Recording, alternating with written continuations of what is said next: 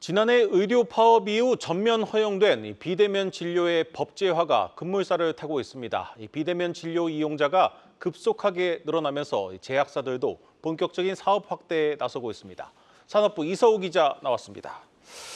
이 기자, 비대면 진료의 법제화를 두고 찬반 논란도 있었던 것 같은데 최근 다시 주목을 받는 이유는 뭡니까? 일단 비대면 진료라는요, 스마트폰이나 이 컴퓨터 등을 이용을 해서 의사가 환자를 직접 만나지 않고 의료 행위를 하는 것을 말합니다. 정부는 지난해 의정 갈등을 계기로 비대면 진료를 전면 허용했지만 법적 근거가 마련되지 않았기 때문에 한시적인 정책에 불과합니다. 그런데 최근 보건복지부에서 이 비대면 진료 법제화에 본격 나서고요. 또 정치권에서도 여야를 막론하고 개정안을 앞다퉈서 발의하면서 분위기가 달라졌습니다. 특히 조기 대선을 앞두고 유력한 후보로 꼽히는 인물들이 모두 비대면 진료에 우호적인 입장을 취할 것이다, 이런 관측이 나오고 있어서 다시 급물살을 타고 있습니다. 그래서 제약사들도 이 코로나19 당시에 진출했었던 이 비대면 진료 앱과 이를 뒷받침할 의료 데이터 사업을 본격적으로 키우는 모습입니다. 이 필수적인 의료 인프라를 또 선점을 하고 처방약 등 제품 판매 증가로 이어져서 실질적인 매출까지 확보할 수 있다는 판단에 섭니다.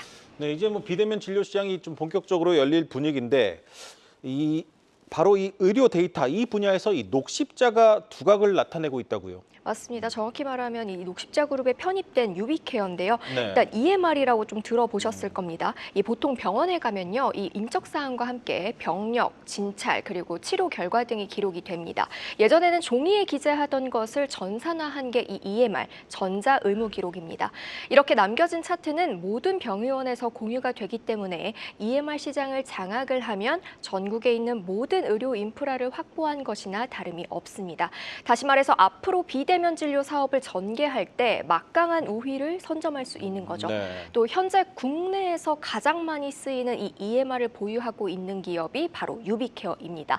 지난 2020년 녹십자 헬스케어가 인수의 최대 주주로 등극하면서 녹십자 그룹에 편입이 됐고요.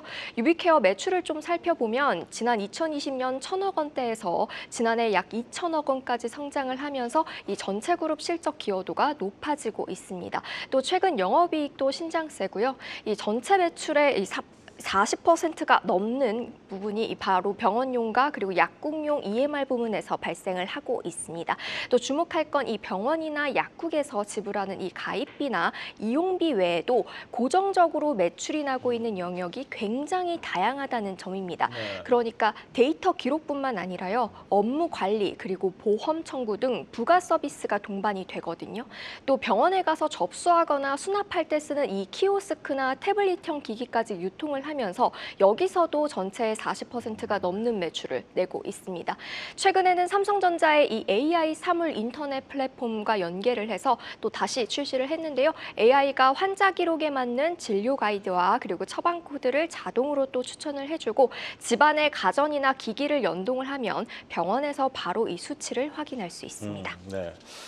다른 제약사인 이 대웅제약도 전자 의무 기록 이 EMR 사업에 뛰어든 것 같은데 이 녹십자와는 방향이 조금 다르다고요. 네, 대웅제약이 지난해 창사 이래 최대 실적을 써냈지 않습니까? 네. 이게 신성장 동력으로 디지털 헬스케어 사업을 선정을 했습니다.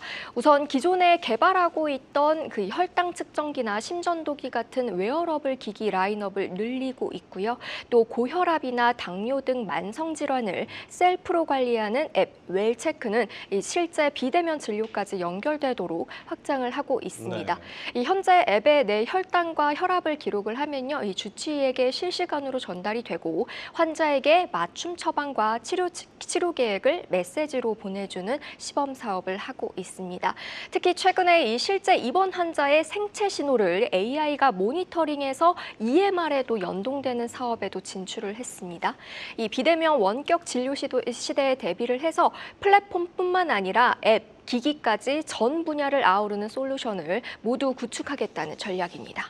자, 그런데 현재 나와 있는 이 비대면 진료 이 서비스 앱들은 대부분 수수료 없이 무료로 서비스를 제공을 하는데 기업은 결국 이제 돈을 벌어야 하는데 어디서 수익을 내는 겁니까? 기업들 입장에서 아직은 초기지만 이 앱의 트래픽, 그러니까 이용자 수가 늘면요, 곧바로 광고나 이 부가 서비스로 이익을 낼 수가 있다는 겁니다. 네. 또 앞으로 처방약의 비대면 배달까지 허용이 될 경우에 의약품을 판매할 수 있는 창구가 늘어서 제품 매출 증가도 노릴 수 있고요.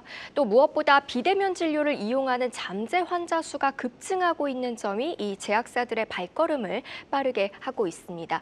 실제 지난해 비대면 진료가 전면 허용된 이후에 약 1년간 이용자 수를 살펴보면요, 무려 680만 명인 것으로 나타났습니다. 그동안 비대면 진료를 반대해왔던 이 의료계와 약학계에서도 참여율이 높아지고 있는 점도 좀 주목해 볼 만합니다. 실제 앱을 통한 처방약 조제에 참여한 약국은 전국 약국 중에 67%를 차지를 했습니다. 전 세계 비대면 진료 시장 규모가요, 2032년에는 약 1,300조 원까지 급성장할 것으로 전망이 됩니다. 그래서 업계에서는 현재 OECD 국가 중 비대면 진료를 법제화하지 않은 국가는 한국이 유일하다며 빠른 개정을 촉구하고 있습니다.